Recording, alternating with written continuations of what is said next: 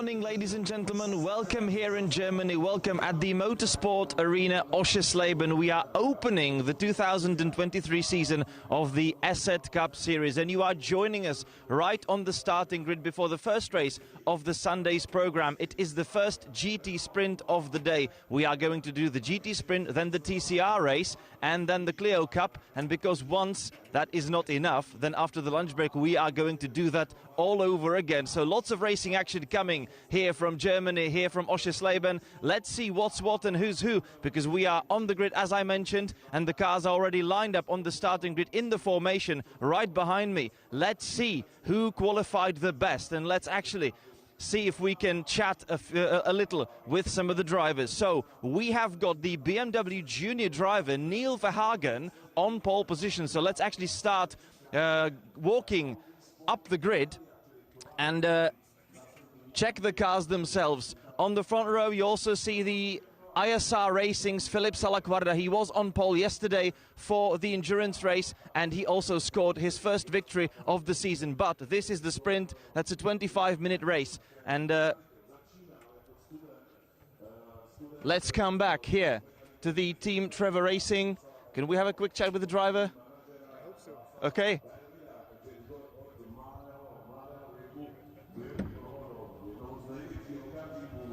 So Neil Verhagen debuting here in the GT sprint race here in ESET Cup series. Neil, you scored pole position on your debut. What is your view before the first race of the season? Yeah, exactly. Looking forward to the race. Obviously, qualifying was good for us. So we had a good pace there, so hopefully going to be able to put that into the race and take it home in P1 today. You had a very interesting battle yesterday with Philippe Salaguarda. Can we expect more of that, or are you just going to drive away from him?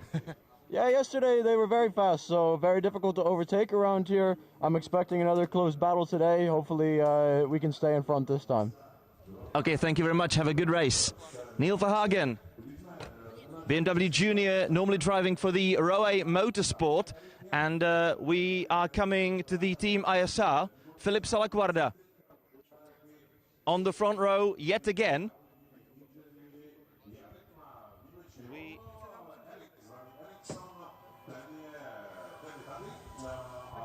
Morning, Philip, on the front row again, this time for the sprint race. We just spoke to Neil Verhagen. You had an interesting battle yesterday. What can we expect from the race today? Yeah, we will see. They were yesterday very fast behind, but I tried to make not to do a mistake yesterday, so it was no really chance to overtake. But today will be very difficult because we know they are a little bit faster maybe. So we try to do our best, keep behind him and wait for the mistakes. Okay, thank you so much and best of luck for the race.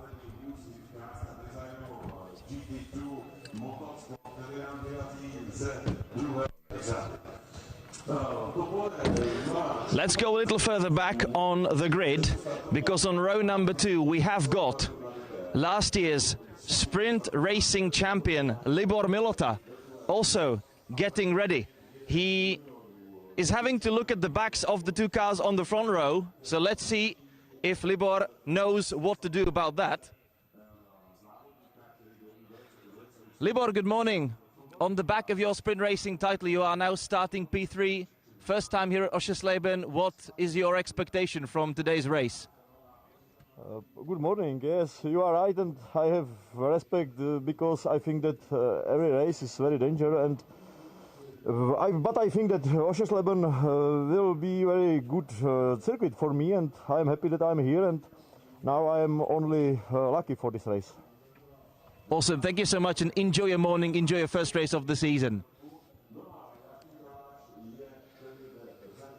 And now very quickly, those are the GT3 cars, the top GT3 cars on the grid, and here in the legendary colors, that's Mechanik Motorsport, and this time with junior drivers on the pole position for the GTC class. That is Joachim Galasch on the back of his successful TCR Europe campaign. He now landed a racing seat for the team from Brno, Czech Republic, and Joachim Galasch on his debut scored pole position for race number 1 here in Germany.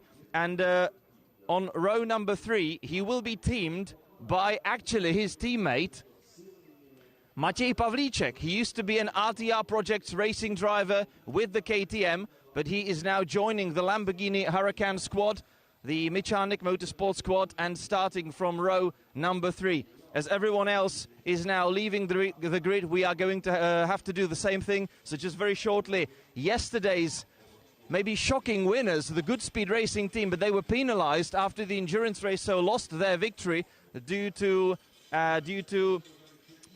pit stop regulations infringement, but they are now starting P6. That's Piotr Vera, and he will be looking to join the other GT3 cars from the class in the race and having a battle for the podium of his own. Further little back, we've got last year's endurance racing's champion Denis Vašek, this time not taking part in the endurance racing, only doing the sprints. He is P7, alongside him Petr Lisa, and then further back Miro Konopka. He was a bit unlucky in yesterday's endurance race, had to retire due to technical problems, but that's it for the race preparations, and we will join the drivers right on the grid in a minute.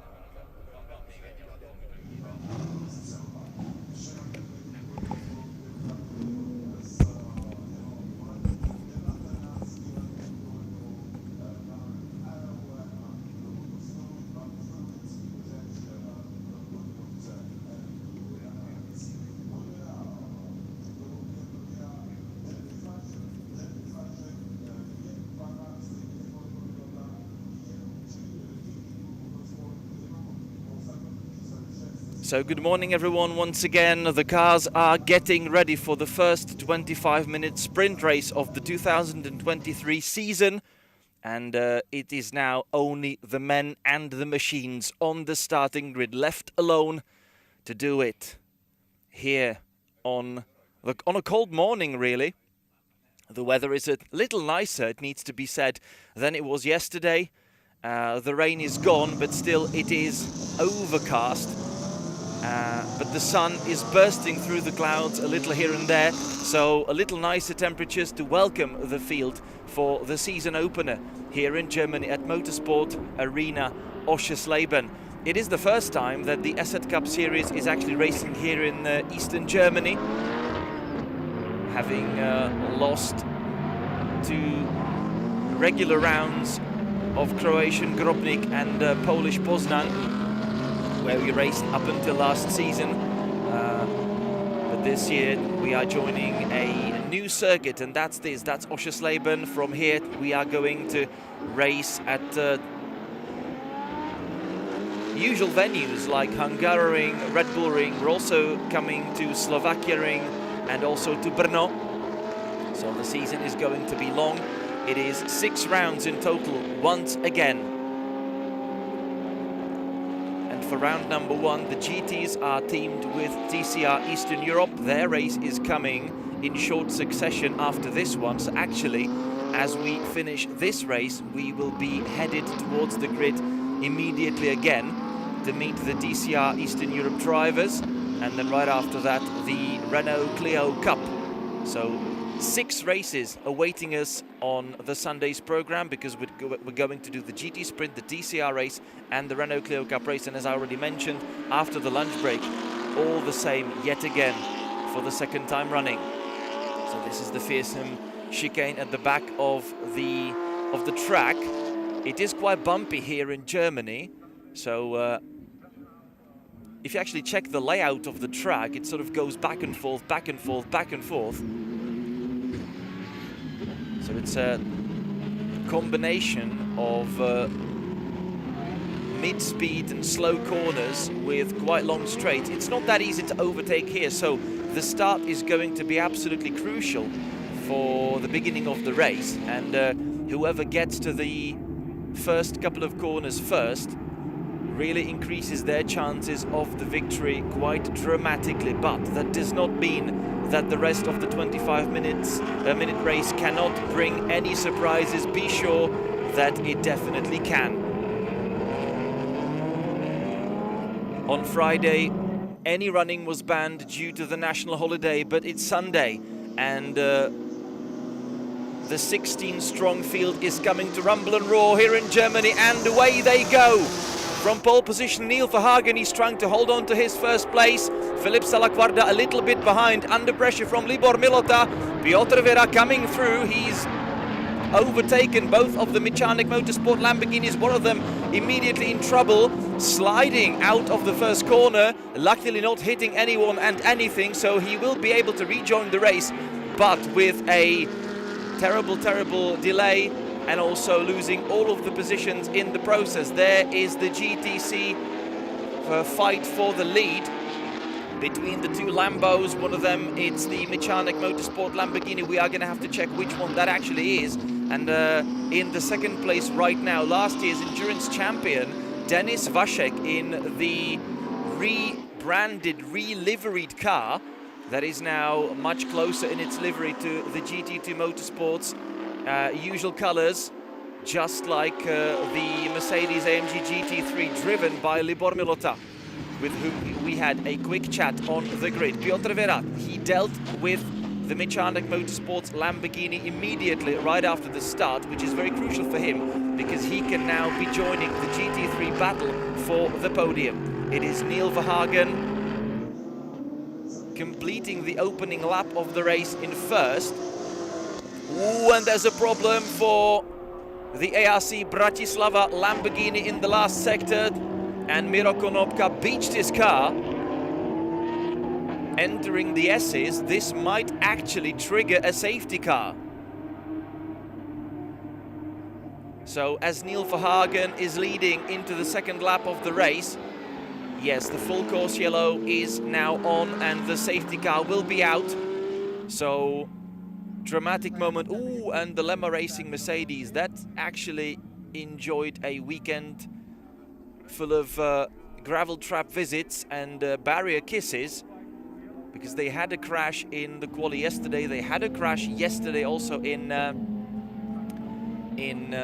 endurance race, and it is Predrag Šajnović having another crash early on in the first GT sprint race on the Sunday morning. So not a good weekend to open the season with.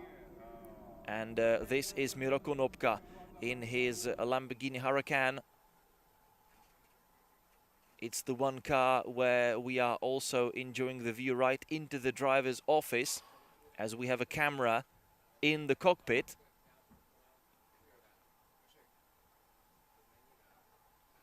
And that is not a happy look. Miro Konopka, he was supposed to come here with an LMP3 prototype, but as he would have been the only one in the class, he decided against it. And instead of that, he decided to join the GT field, which we welcome very much. However, the opening lap of the first GT sprint didn't bring him much luck. And it's a cold Sunday morning, and you might actually be wishing not to be here in Germany, but rather somewhere on a beach. But this is not your idea of being on the beach. Miro Konopka so-called beached his car in the gravel trap. And that's the end of his race here as well. So DNF from yesterday's endurance, DNF from today's sprint. And the only other one left for him is the second GT sprint a little later on today. The team had some technical issues during yesterday, so the running was definitely not smooth for the Slovakian squad. And I'm not sure if the issues have not been resolved yet, or that was a pure driver's error, or there had been a contact prior to the incident. That is still yet to be seen. There's also the Lemma Racing's GT4 Mercedes, again missing the rear bumper.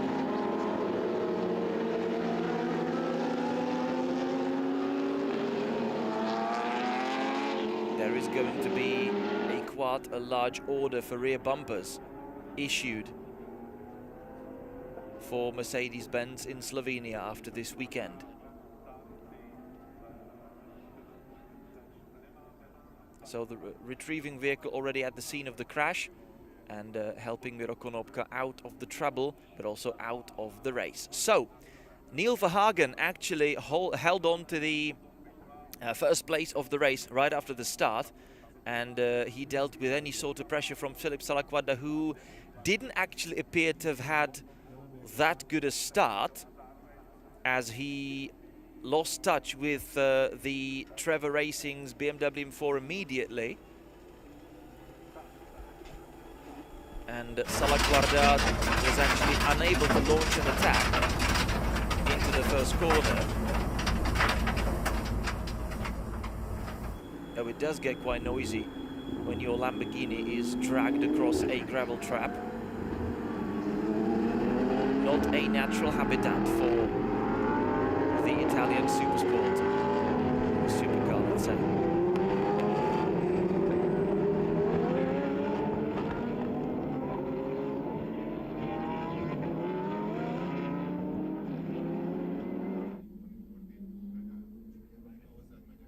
It is the difficult final sector of the track.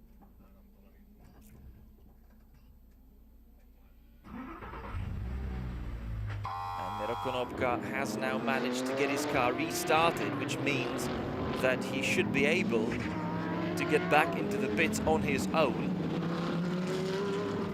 Unfortunately, the crashed Mercedes of Lemma Racing, that is not going anywhere, and it's not moving. It's still remaining stationary at the scene of the accident. So that needs to go on a flatbed truck and will have to be delivered back into the pits, which is going to extend the safety car period. So let's just hope that the retrieving action can be dealt with in the shortest possible time, and that we can go green very soon. And we have got another issue on the track. The KTM GTX is stopped.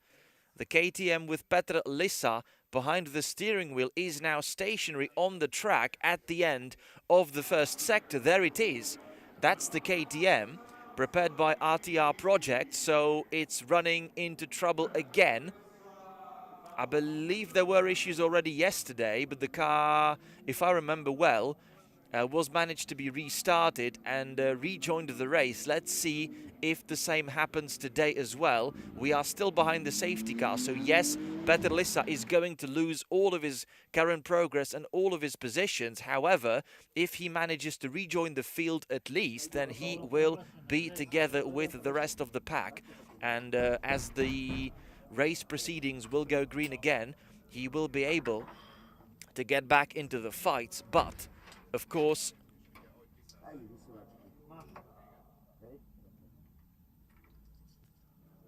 yeah, now there are signals also with the track marshal, just as Miro Konopka has reached the pits, and the car is now back in the hands of his ARC Bratislava team, but the KTM still remains stationary on the track, and the canopy-style cockpit now goes open. Let's see if we can, and this is Adam Konopka. So Konopka Jr. waiting for his first Renault Clio Cup race of the weekend. That's the Lemma Racing's Mercedes being towed away, but we still have got the stationary KTM. There it is, the canopy's up, which means that the car isn't really going anywhere apart from behind the barriers. And there was a communication between the driver and between the track marshal, who was signaling quite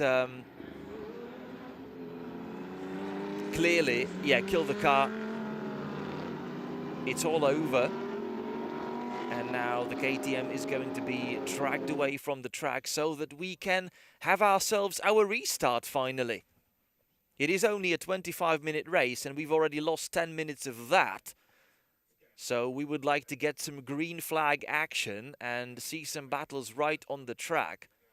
The race has been neutralized for the vast majority of it so far. Let's see what happened there. That's, ooh, and Miro Konopka, he found himself on the grass entering the second to last corner, but we did not really see the very beginning of the incident, and I presume that there must have been some sort of misunderstanding with another driver, because well, with all the experience that Miro Konopka has, I simply do not believe that he made a trip to the grass all on his own. I believe there must have been some sort of contact or maybe evasive action around one of the other cars. But that's something we are only going to learn after the race, when we get the chance to speak to the man, speak to the team. In the meantime, the KTM is out of the track as well. Petr Lisa has stepped out of the vehicle, and we are about to go green again here in Germany. Neil Verhagen, behind the wheel of the M4 GT3 BMW, is now going flat out through the final corners of the last sector, and he is re-entering the start and finish straight. Neil Verhagen opening another lap, this time under green conditions. So Neil Verhagen restarting the race, and he is back in the lead from Filip Salaguarda, Libor Milota in third, Piotr Vera in fourth. That's the 4 GT3s. Behind them, Joachim Galash still leading the GTC proceedings, having scored pole position in yesterday's qualifying on his debut with the Huracan Lamborghini. But it is not going to be all that easy for him. Ooh, that was very close. Matěj Pavlíček, he made a mistake, a rookie error at the start of the race. He simply spun on his own through the first corner, and he is now on a mission to get back to the GTC racing action. He's dealt with the Pagani Zonda in the hands of Antonín Herbeck, but that was really very close, and they avoided the contact very, very, very, very nearly. But the Zonda's not going very fast, and that is now triggering the GT4 racing action between the two BMWs. It's the local driver Bastian Hein in the black and white liveried BMW fighting it out together with the sort of chameleon grey greenish ESET colors of the Trevor Racing.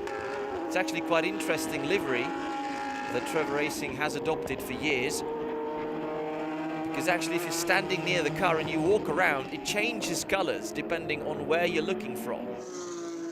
It's that sort of paint that is basically angle sensitive for the onlooker. So Neil Verhagen leading the race, and he's already built himself a little bit of a gap. There was an interesting battle yesterday in the endurance race, as Neil Verhagen was troubling Filip Salaguarda for the most of it, for the opening stint. Then unfortunately Trevor Racing made rather slow pit stop, and Gregor Gigot, as he took the car over from Neil, he then finished fourth on the road.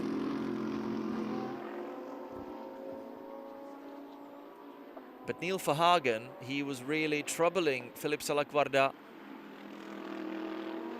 for most of the opening stint of the race, but actually couldn't find his way through, because Oschersleben is notoriously difficult for overtaking. The track was brought to life back in 1997, and since then he's had two variants basically, both of them only depending on the opening chicane, which was much sharper and much slower some time ago, and that variant is still there to be had. It's definitely more dangerous for the car racing, and Matěj Pavlíček has now dealt with Petr Brecka in his GT3 Porsche 911 Cup. So Matěj Pavlíček moving up the field, and that now means that he should be able to rejoin the GTC battle together with his teammate Joachim Galash and GT2 Motorsports Denis Vašek. There is the GT2 Motorsports Mercedes driven by Libor Milota. He's trying to remain in touch with the leading pair, however unsuccessfully so far. But Neil Verhagen, he enjoyed more than a second of a gap in front of Filip Salakvarda, but that is history now, because Filip Salakvarda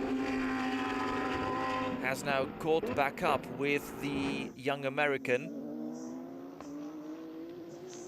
And as they are finding their way around the last corner once again, they are quite closely together. 0.6 of a second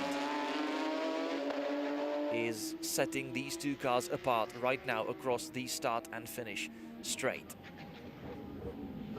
And there's the GT4 battle for the home glory, because it is Bastian Hein trying to find his way past Zeno Kovac. Zeno Kovac, he did Formula 4 racing up until last season. He's now moved up the up through the ranks into the GT field. And these two are now enjoying the fight for the GT4 lead. Piotr Vera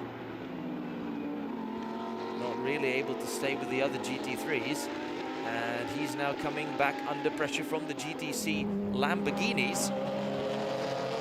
Piotr Vera made a good getaway earlier on in the race and actually overtook all of the Lambos, but now he is holding up all of them and coming under pressure. Joachim Galash, this is a very unfortunate situation for him, because he definitely wants to deal with the Mercedes.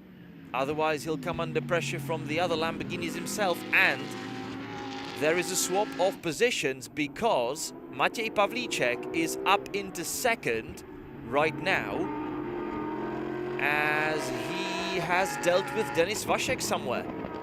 We didn't really see that moment, and I'm not sure if that was an overtake on the track on merit, or if Denis made a mistake of his own.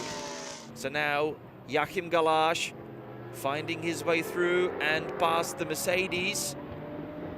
This is a change of the overall order, but Joachim Galash clearly remains in the lead of the GTC class. Maciej Pawlicek immediately having a look down the inside on the Merc. He also has to try and find his way past as soon as he can, not to lose touch with his teammate. Both are now Michanek Motorsports juniors. They have started a pretty extensive junior training program with the team, and also with the team coach Josef Zaruba, who himself raced this car on multiple occasions, and for the last time for the season finale in 2022, where he had a very, very beautiful fight indeed with Libor Milota for the race win. Now he's training the Michanek Motorsports juniors.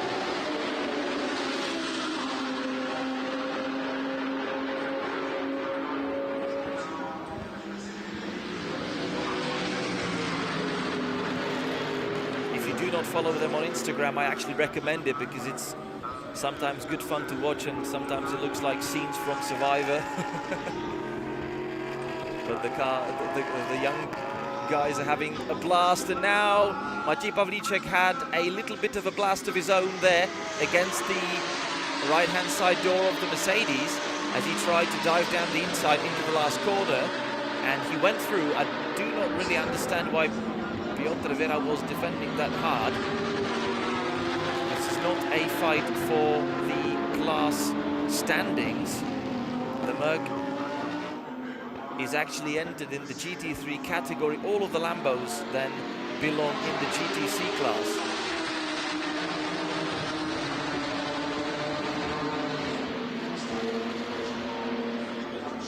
Here we are back in the fight for the race lead. So Neil Verhagen still in first, trying not to make any sort of mistake, and being very close ahead of Filip Salakvarda.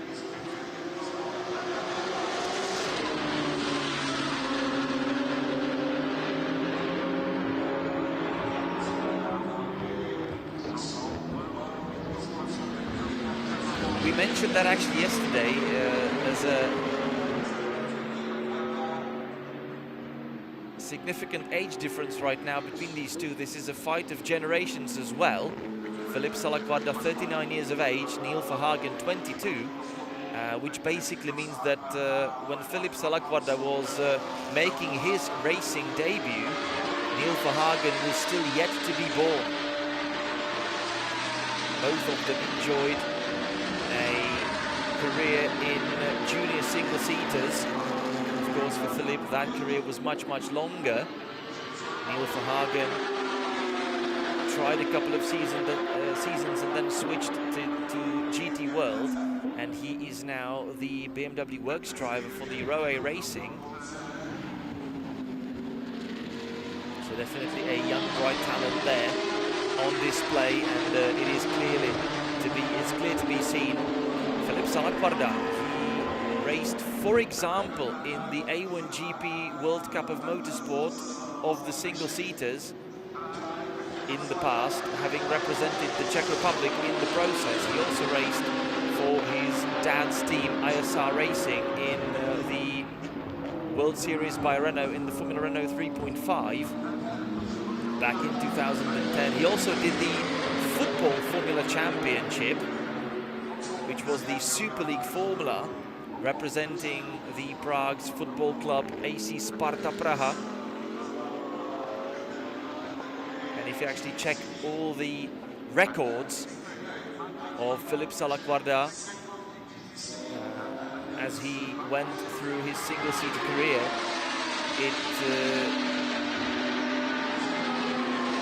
is also a good view onto what the single-seater racing scene looked back then, some 10-15 years ago, and what interesting formats there were that were trialed. I already mentioned the Cup of Nations, the Cup of, well, basically football clubs, and pretty much any junior racing series in single-seaters there was. Philippe Salaquarda, at least for a part of it, took part in them.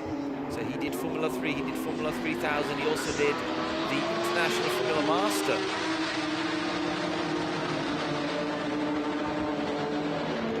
Before switching to the GT World.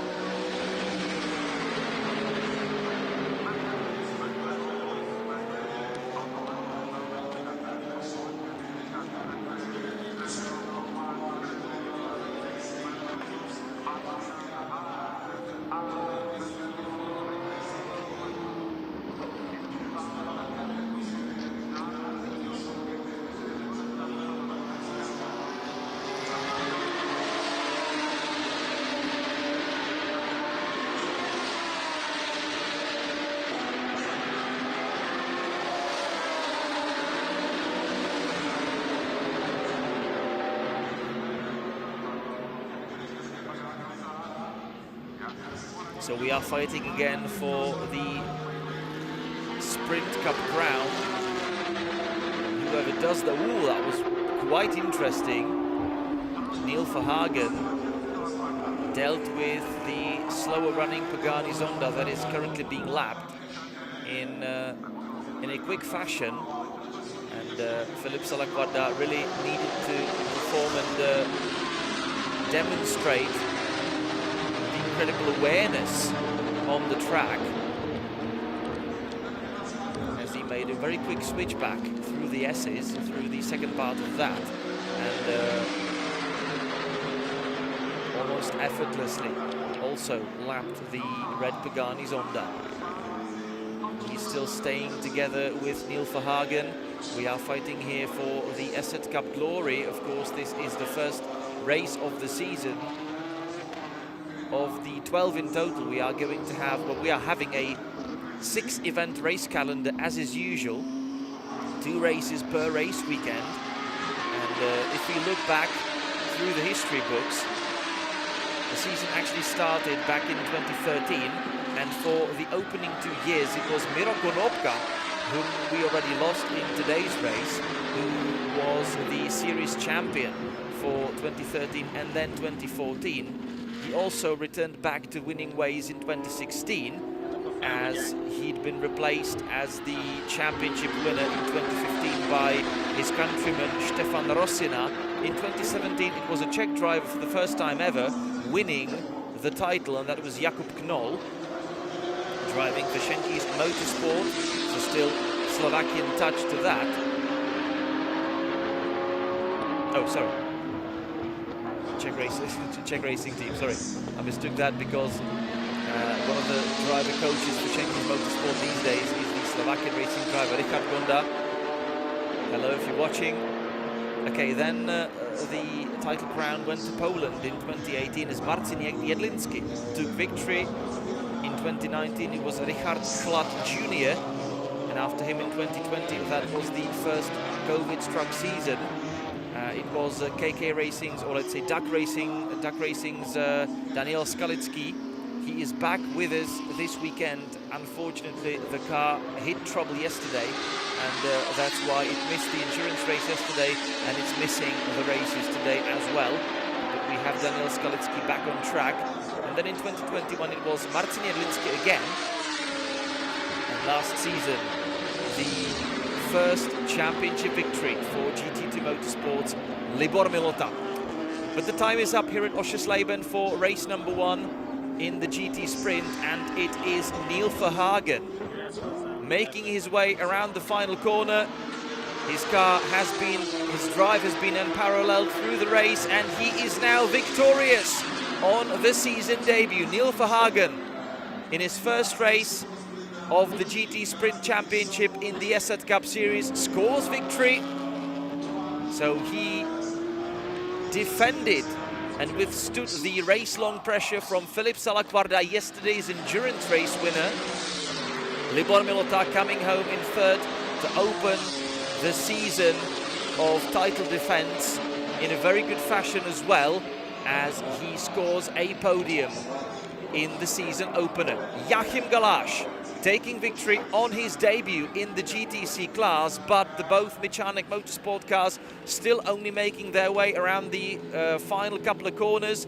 They are now entering the start and finish straight, and it is Joachim Galash victorious here in Germany in the GTC class, and it is Mechanik Motorsport 1-2.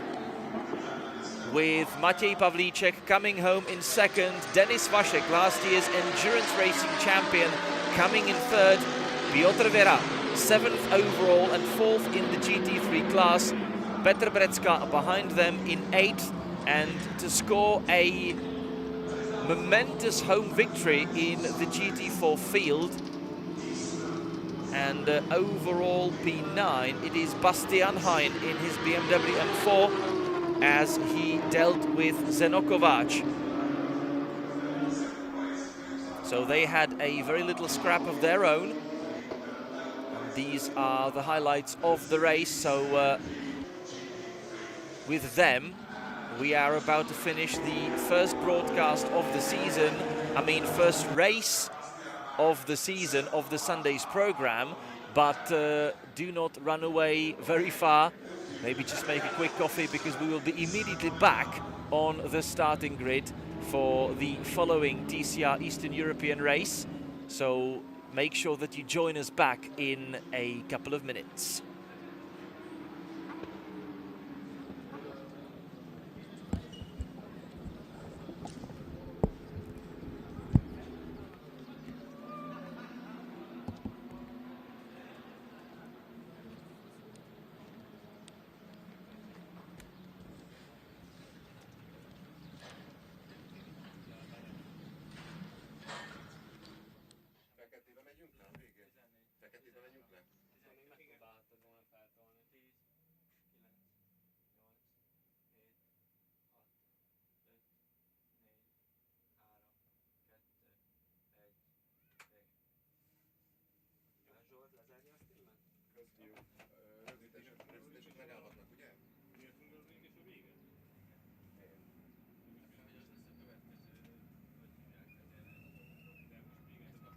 Please tell me, just let me know.